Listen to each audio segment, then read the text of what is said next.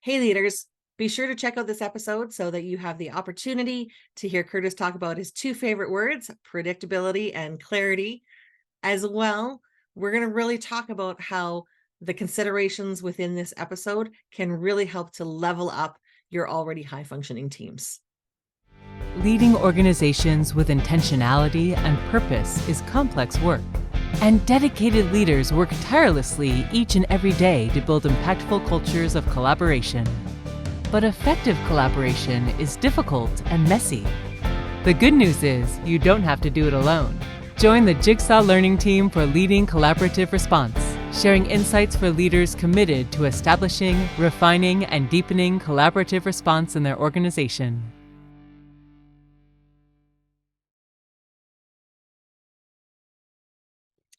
Welcome back again to Leading Collaborative Response. I'm Jennifer Ferguson, We Collab Lead with Jigsaw Learning, and I'm joined today by Kurtis Hewson, lead learner and co-founder of Jigsaw Learning. So hi, Kurtis. Hey, Jen, great to see you once again. It's been a little while. I was just thinking the same thing. How has summer been treating you? Summer has been fantastic, but we all know it flies like that.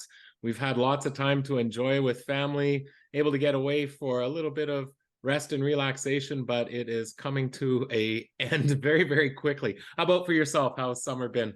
I was just having a conversation with my friend, the same thing. Like, it cannot be the middle of August already because the time has flown. The kids have kept us busy. We've been able to get out and see some family we haven't seen in a while. So it's been go, go, go. And then you look at your watch and go, uh-oh, I guess we should start school supply shopping. Well, it was sure great having your daughter Victoria out. So for our listeners who don't know, my daughter Mia and Jen's daughter Victoria are close friends. So they spent a little bit of time, Victoria, out at the lake with us, and it was wonderful having her out there during that time as well, Jen. Oh, she was absolutely thrilled that you were willing to have her come on her own for her first road trip getaway in her car where she drove. And I'm sorry we couldn't join you. I would have loved to have been there, but baseball took us the other direction, and Jimmy doesn't drive himself yet, so somebody had to take him. Understandable. It's interesting when the kids get to a different point in life when you're not having to make the drive and set up all the activities. When they were together, they pretty much took care of themselves. In fact, if we weren't involved, that was a-okay in their books. It's great to see the independence, but then you're kind of like, you get a little sad of, oh, they don't really need me anymore. Yeah, of course. I know that our listeners today are going to need to hear the message that we're sharing, because I have been through a number of school startups in different roles and at the district level as well. And I know that this advice was incredibly helpful when I was working with you. So we're here today to talk about planning for team meetings. And I know that there's 5 key mistakes that we're going to get into because we've all made them. But if we start with this idea of, okay, we get together in teams all the time. We collaborate, we set up times to get together and accomplish things. Why is planning for team meetings even a topic of discussion? Well, I want to go back to what you said of the timeliness of this conversation. We know that when we start off, for our listeners who are engaged in schools, as we're starting a new school year, there's opportunities to set some new standards, some new expectations in place for us. And there are a lot of team meetings that start off a year that you really want to get started off on the right foot, especially if you're a new leader coming into an organization. So I think the idea of why planning is so critically important, I go back to our experience as teachers in the classroom.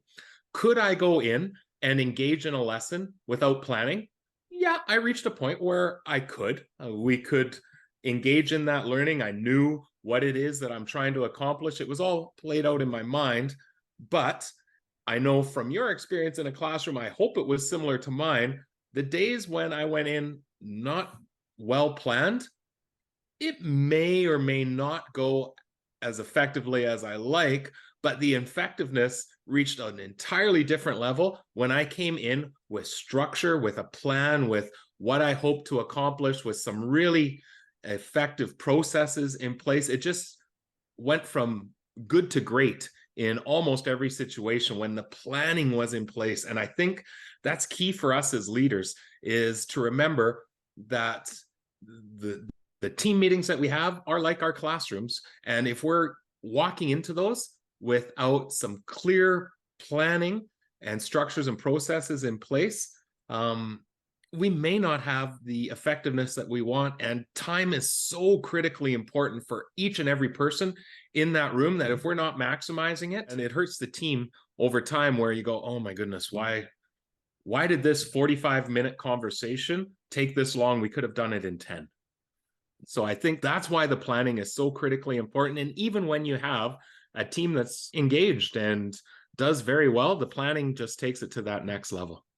Absolutely. And so I look at this conversation as kind of the front loading of the school year, right? Like, Yeah, if we invest some time in this planning, invest some time in the conversations with our staff, much in the same way we would invest some time with our students in establishing routines and getting to know them and getting them to understand, what's coming for 100%. them.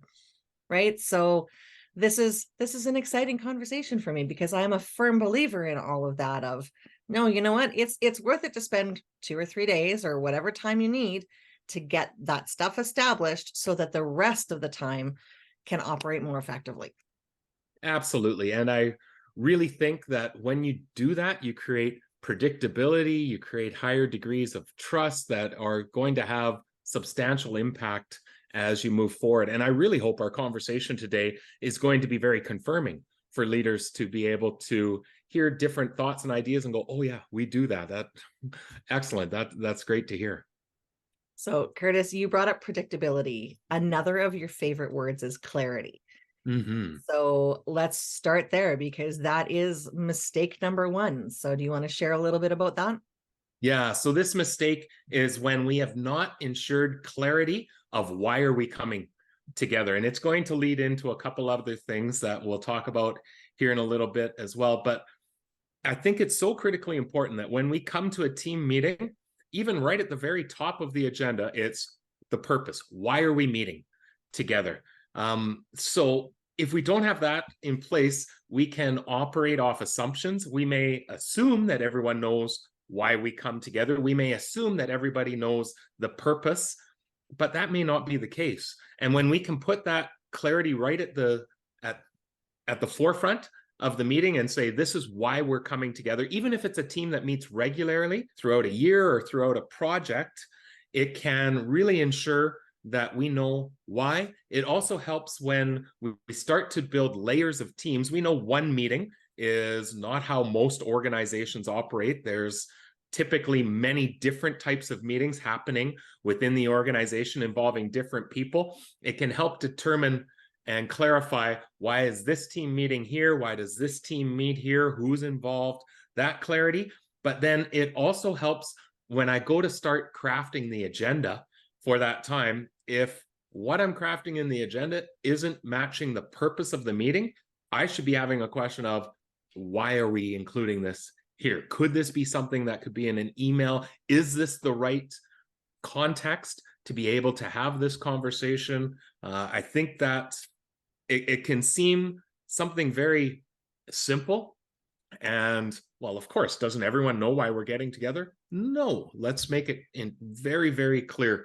And so that's a mistake I know I've made even within our own organization, Jigsaw Learning. There's times where we'll meet and we haven't clarified what the purpose is. So I think that's a big mistake that we make, is if we haven't made that crystal clear in regards to what we are doing together with the time that we have.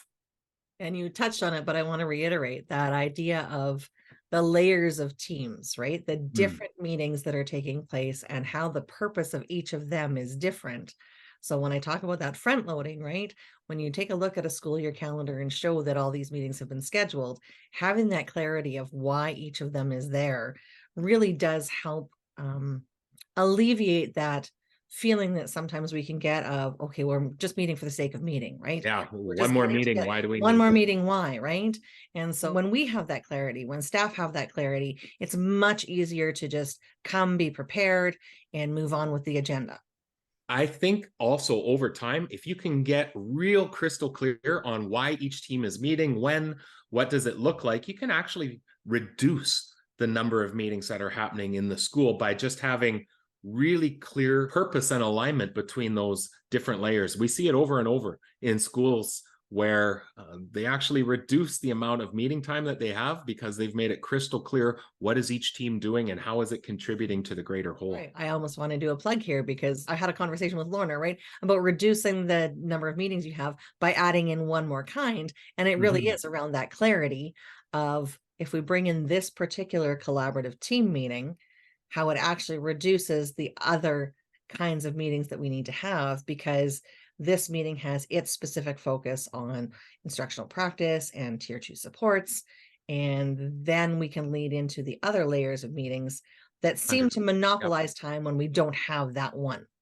And I think too, when we set out the purpose or clarity, it can also really help reinforce, well, who should be in this conversation. And if my expertise and presence is not needed based on the purpose, well, great, that's not a meeting I need to be attending. Absolutely. So Kurtis, you brought up the idea of clarity contributing to the agenda. Let's roll into mistake number 2 then. And really, that's just the lack of an agenda, right? Absolutely. And this one is a mistake that I've made many, many times in the past, of coming together and, well, we'll just have a conversation and see where it goes. And almost every time that happens, it does not have the efficiency, the effectiveness, or the focus that we want to be able to have within our conversation. So even if it's a meeting that we have on a regular basis, every week we're meeting, I'd still want to have a standard agenda. Now, the nice thing about the creation of the agenda is I can start to develop a template, for instance, and we'll just replicate the same agenda structure over and over again. But when we can put that agenda in place, it again comes back to the word that you highlighted to start, the clarity of what it is that we're doing. And again, this is the creation of predictability. I know where we're going next in the conversation. I know how much time it should be taking, and we can keep ourselves really, really focused during this time. So again, what we can do in a half hour doesn't stretch to an hour because we're going every which direction. That agenda is so, so critical for us. And then it leads off into a number of things.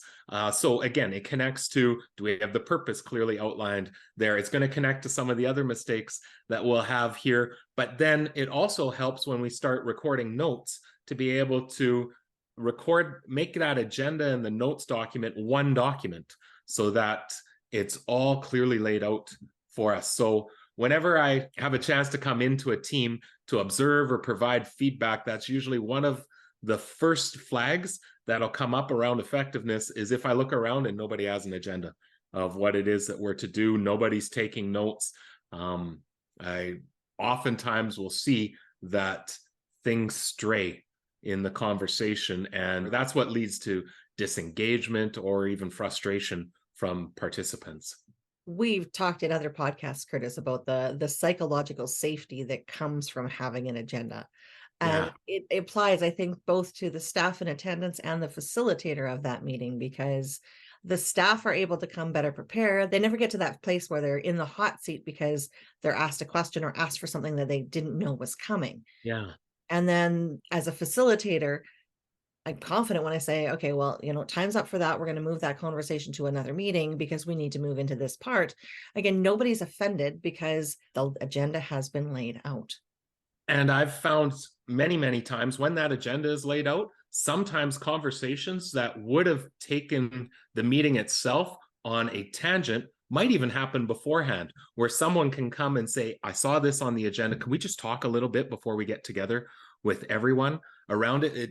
That becomes hugely beneficial when we think about overall efficacy within our conversations that happen in meetings.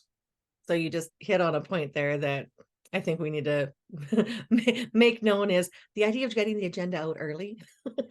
Yeah. Right. It's yes, you can have it prepared and you can take it to the meeting and put it on the table at the meeting. But really, when you give people that think time before they come in, again, it's just creating more of that psychological safety and that engagement in the meeting, because people have had time to let things percolate and clarify the questions in their own head that they want to ask. We've got an agenda. We know the purpose, the clarity is there.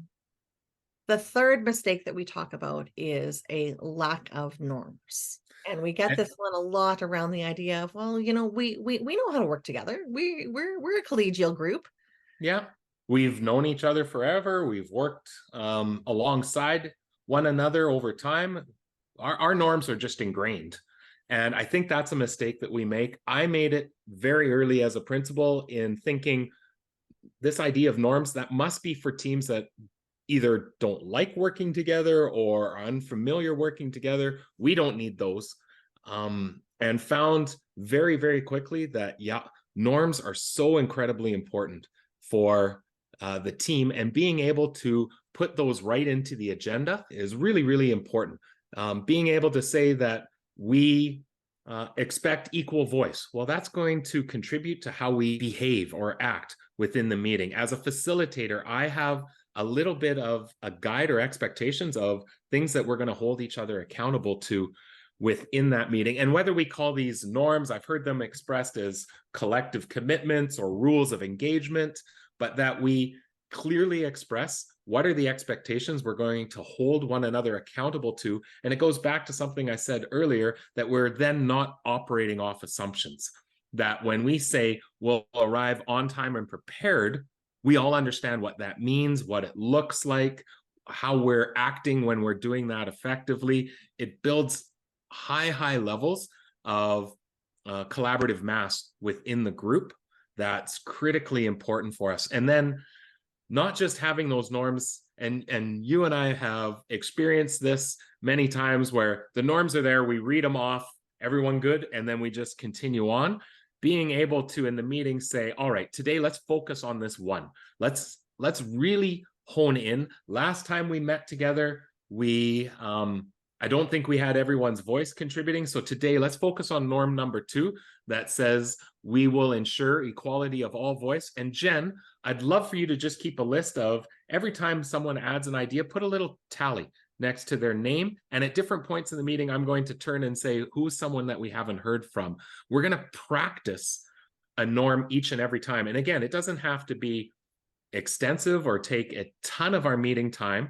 It may even be simply that today we are really going to focus on norm number 4, which is that we will remain open and solutions focused. And at the end of the meeting, we're going to ask everyone to just, on a scale of 1 to 5, report out how you felt you achieved that norm today and why.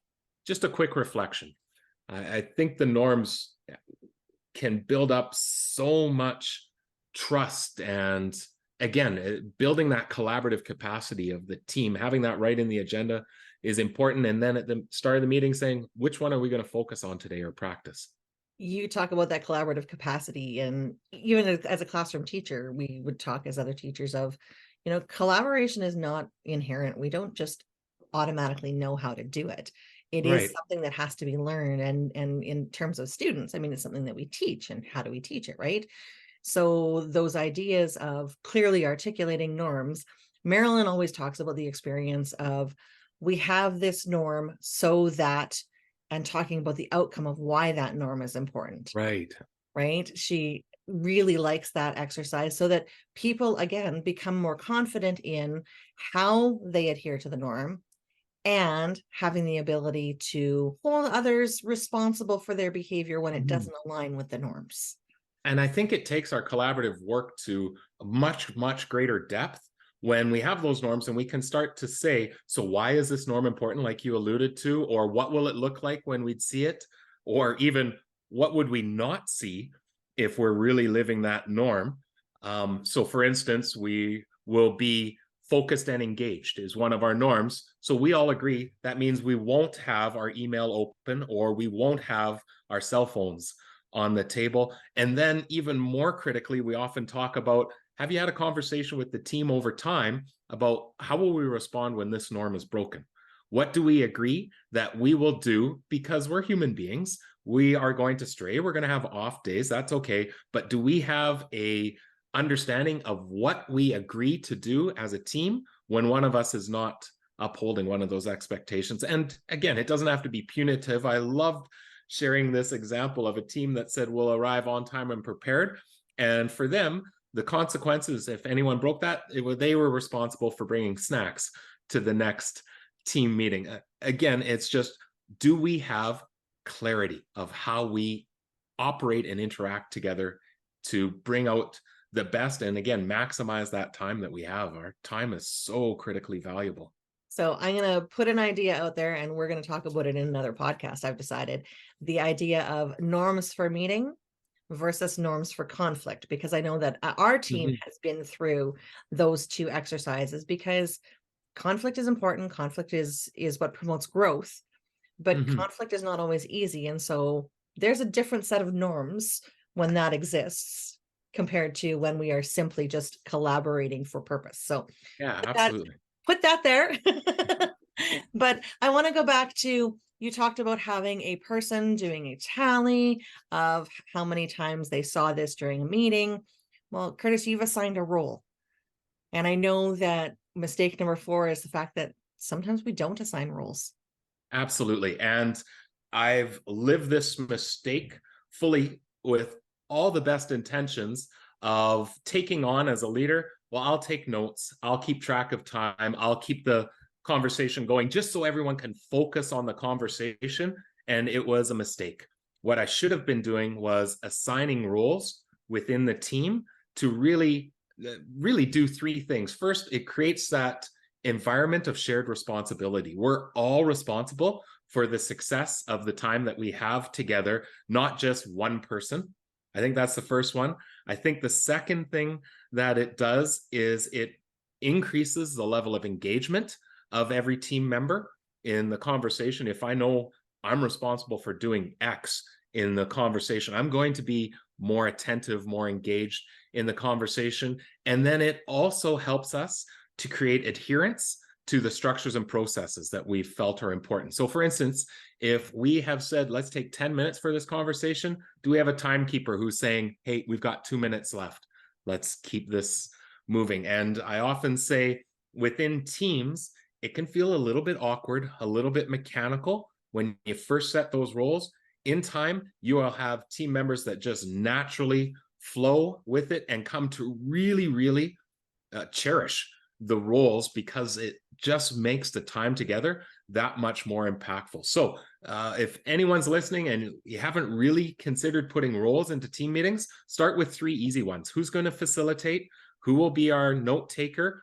And who's our timekeeper? Those 3 are, I think, foundational for any team meeting that you're having. And then in time, you can start incorporating other roles. Sometimes it may even be a role that's in response to something in the past that's led to ineffectiveness. So we often joke about the schools that have introduced the interrupter role because the team has awareness that sometimes we get on tangents, and let's create a role that when that happens, this person's going to say, hey, let's bring it back together, or interrupt with a prompted script of, yes, but what are we going to do about it? Which again leads from the storytelling to the, what are the actions that we're going to take as a result of this conversation? The roles to me are critically important. You highlighted something from your experience in the beginning that brought to mind Marilyn and Colette talking about the idea that the leader is not doing any favors by trying to do it all on their own. Yeah, absolutely. And you're not building capacity of the team, which I never even phased on me that was actually more important than saying, I'll take this responsibility off you. That's actually doing a huge disservice to the team. Absolutely. And if you're trying to do it all, you're not doing any of it to the capacity that you could, right? Oh, if you're busy 100%. taking notes, you're missing asking those really deep facilitating questions. If you're busy asking those deep facilitating questions, you're not getting the details in the notes that you need to be able to come back to and refer to. And then if I'm doing those 2 things, not bad, chances are I've lost total track of the time of what's happening. And now you've got people looking at their watches going, I thought we were done at 4:30 today. Exactly. So that idea of distributing, building capacity, the nice thing about doing that as well, we've talked often about, what happens when staff shift and, when leadership shifts. when people understand the roles that are needed for a meeting and have the capacity to take those on, you're less likely to lose those structures and processes when staff transitions. Well, and we've seen staff that become very comfortable, that they come in and say, all right, who's facilitating today? Who's taking notes? And sometimes it may be that, for instance, within our own team, Jen, you're often our note taker because you're really skilled at utilizing the software that we're using for that conversation, the WeCollab software, but you're also very good at keeping the details. It may be that someone has a recurring role because they're just really good at it. It may be that we want to continue to shift the role. It may be in time that we want others to develop that capacities for when Jen's not part of that particular conversation or that team. Do we have someone that could fill in that gap? So going back to your agenda, I have seen in some situations where the roles are assigned as the agenda is sent out. Again, creating that predictability of, I know when I go into this meeting what I'm responsible for. And if I don't know what that role is, I have an opportunity to ask questions of what's expected of me. I've also seen some schools where they will, at the end of a meeting, say, all right, who's taking on the facilitation next time we get together? Here's our next date. Who wants to facilitate that? And again, it's creating that predictability and that distribution of leadership. And we've experienced in some meetings where the role cards are on the table, and as part of reviewing who has what roles, the person with that role will describe, based on what's on the back of those cards, what their responsibilities are during that meeting. Again, just until people become really familiar with, why that role exists. And again, the intentionality of that just increases effectiveness for us. We don't have to spend our brain power focused on how much longer is this going to be? Is somebody going to interrupt the person who's gone on a bit of a tangent? Is the leader not going to take something? We don't have to spend time thinking through the logistical parts. We can really focus in on the crux of the conversation. So we've done a lot of planning here for our team Mhm. meetings, and a lot of it, again, has been front loaded prior to the meeting. Right. And But again, these become really easy things over time. I don't even have to give them thought once they're established as predictable structures. exactly. But the next structure we have is actually part of the conducting of the meeting, right? So our next mistake is really about how we start meetings. And so I think when we start off the meeting, a mistake that we can make is let's jump right into reviewing past meeting or new business or whatever that looks like. And we can structure it out, but there needs to be an opportunity at the front end of the conversation. And it may be after, let's review the agenda. Let's take a look at our notes from last time. Let's assign our roles. But then we want to jump into celebrations. And I think this is a mistake that we make, is we don't take time to celebrate, even if it's just a small amount of time. What is it that we've done that's leading to success for our team? And so infusing in that time, if you have a 60-minute meeting plan, let's take 10 minutes and go around and what's a celebration, but then being really intentional that when you, Jen, say, I would love to celebrate this particular team member or this particular staff member or student, here's what they've done, for us to be able to say, okay, what have you done or what have they done that has led to that success? What that's doing is over time is getting us to continually reflect on what are we doing that's leading to impact for our organization. It helps to reinforce the good things that are happening, and it helps everyone around the table understand different parts of each other's world that I may not be privy to at all. When I come and, I'd like to celebrate this student, here's the success, and here's what I did that I think led to it. What I did might be something that's very valuable for someone else in the room to hear, or may prompt a conversation around, so how did you do that? What did that look like? I think the celebrations, anytime you come together as a team, are really, really critical to the overall design. And so I know in previous conversations and over time, right, the starting with celebrations was that building the foundation with positivity, right? We're going to start. Yeah. But when when things have evolved and the more that we've learned by working with partners, right? That discussion, right? That articulation of what has been done to lead to that celebration, that's a game changer. Yeah, absolutely it is. All of a sudden, I can see the success that I want for my students or for myself. And now I have a strategy to go make that happen. Well, and there's a whole degree of reflective practice that comes into play with that. When I can say, I'd like to celebrate that this student is attending more regularly, but I have no idea why that is. That's a very different self-awareness than saying this student has been attending more regularly. And I think the cause of that is the relationship that I've established with the family to ensure the importance of getting into the school more frequently. Now people can start to ask, so what did you do? Did you do that through email? I have a family that I'm struggling with in this. Maybe there's some tips that I can learn. Very, very different focus on the collective efficacy that we have as a team when we're doing that, rather than, yeah, we're having celebrations, but I'm not really sure why they're occurring or what's been leading to it. So if we're going to counteract our 5 mistakes, I'm just going to summarize. We're going to ensure there's clarity for the meeting. The purpose is clearly communicated as to why this group of people is coming together. Mm-hmm. We're going to have an agenda and make sure it's sent out in advance so that people know what's expected of them when they come to the meeting. We're going to ensure that the team has developed norms so that we don't assume we know how to behave with one another, but we have,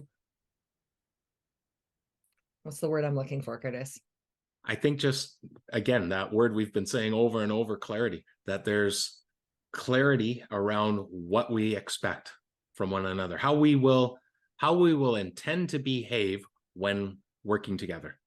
Number 4 is we're going to ensure that we have roles. So we have them described so we know what they are, and we have people that are going to do them.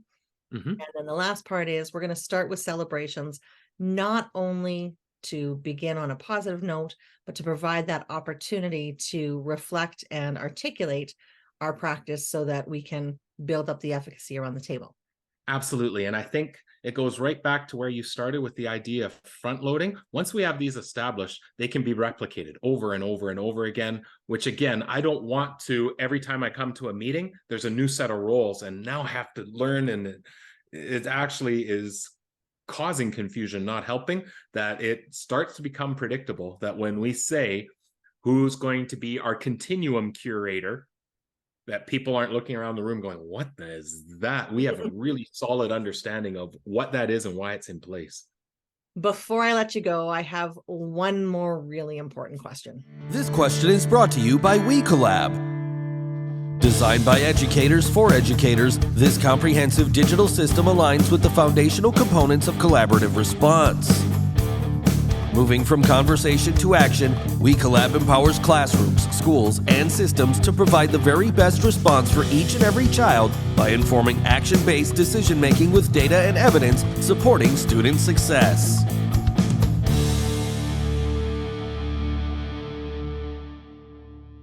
We have encountered in various situations competent teams and strong leadership, high functioning teams, absolutely. right? With strong leadership who is incredibly supportive.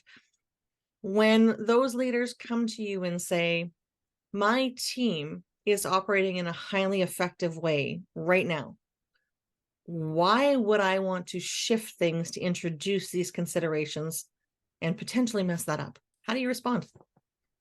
I think my response would be through lived experience of dozens and dozens of leaders that have said the same thing, who take that leap and say, all right, I will try introducing some of this. And every time it leads to we are operating at now an entirely different level. We've gone from good to great, or from great to outstanding for us. I think also there's always the forward thinking that we need to do to understand that, yeah, it might be really high functioning, but what happens if 2 team members transition? What happens if there's a leadership transition and we have to rebuild it all completely again? That rebuild happens so much quicker when you have the structures and processes in place. And again, schools and organizations that have said, we don't need roles, we operate really effectively, for instance, when they introduce the roles, they go, oh, okay, this has taken us to that next step. So I would really, really encourage, if anyone is within that thinking, to set it aside and just try some of the things that have been suggested. And I can really strongly attest that I think it will take you to the next level within your teams and within the collaborative efforts that's happening. I often hear too, when leaders or teams put in place, the reaction of, well, we thought we were collaborating really effectively, we are at a different place. Or even sometimes we recognize now what we were doing before wasn't really strong, effective collaboration. We were productive, we were getting along, but we're at an entirely new place because of the structures that we've introduced, that we've shared here today. I don't think you could have said that any better. Well, thank you. Just the idea of, again, going back to collaboration is not an inherent skill that we have to learn it. And so you have provided a framework here of how to introduce effective collaboration and how to, like you said, level up the group work that is happening in your school. Absolutely. That's a great terminology to use, Jen, of leveling up. So thank you, because I know it's still summer and I don't want to take away any more from it. But you and I will be back in conversation over the course of this year with a number of different topics. So be sure to subscribe to the channel or on your favorite podcast app that you're listening to. And we look forward to sharing more. And we'd really love to hear any comments, any reactions that people have. Please put those into the podcast or into the YouTube comments as well. Questions that you may have. We are very responsive to reviewing and getting back on anything that's put up. Ensuring success for all students is a moral imperative for all schools, but it takes a highly coordinated framework of structures and processes to maximize the collective capacity of the team. In collaborative response, 3 foundational components that transform how we respond to the needs of learners, we share an organizational mindset that involves fundamental shifts for schools and districts. Numerous school and district examples, as well as access to a large number of resources, are provided within the text and in the accompanying companion website. Join the growing number of schools using collaborative response to ensure high levels of success for students and staff, stemming from the essential belief that every child deserves a team. Kurtis and I have talked a lot about planning for team meetings and preparing for team meetings over the years. And so one of the things that I want to highlight as a key learning is that idea of pre-planning and front-loading, getting all of that information in there in advance of the team coming together. It really just does highlight what would be Kurtis's key learning number 2, that ongoing predictability, creating that psychological safety and creating those structures and processes to bring people together so that they can function with intention, function with meaning and relevance, and function with confidence, instead of being worried that they're going to get put in a hot seat or ask something that they don't know. The last key learning would be that idea of leveling up teams. As professionals, we know we can work together. We know we can be collegial. We know that we can share, that we can work together to get things done. And so when we talk about the mistakes in planning for team meetings, it's not that we're talking about broken teams. We're talking about groups of staff who know how to come together and make things happen. But the idea of overcoming these 5 mistakes, this idea of paying attention to ensuring that there's clarity, ensuring that the agenda is clear and sent out in advance, ensuring that the norms are articulated so we know what to expect from ourselves when we come to a meeting and what to expect in return from the other people around the table, ensuring that those roles are created. So again, it's not taken personally when somebody interrupts to move on, or somebody steps up and says 2 more minutes for this conversation. That's their job. And then starting with those celebrations as that icebreaker to articulating our practice both puts that positive tone on the success as well as brings out that reflective practice. We're not talking about overcoming mistakes in order to fix broken teams. We really are talking about that idea of leveling up the groups that are there so that they can go from good to great or great to outstanding, or however you want to describe the high functioning value that team is putting out, and how these small considerations can actually increase the effectiveness that is being output by those groups of people. For more on collaborative response, visit jigsawlearning.ca or join the JL Insider to receive access to newly added resources and content. Make sure to follow us on social media. Subscribe to the podcast and the Jigsaw Learning YouTube channel to access past and upcoming episodes. Join us again to continue to build your own capacity and leading collaborative response in your context.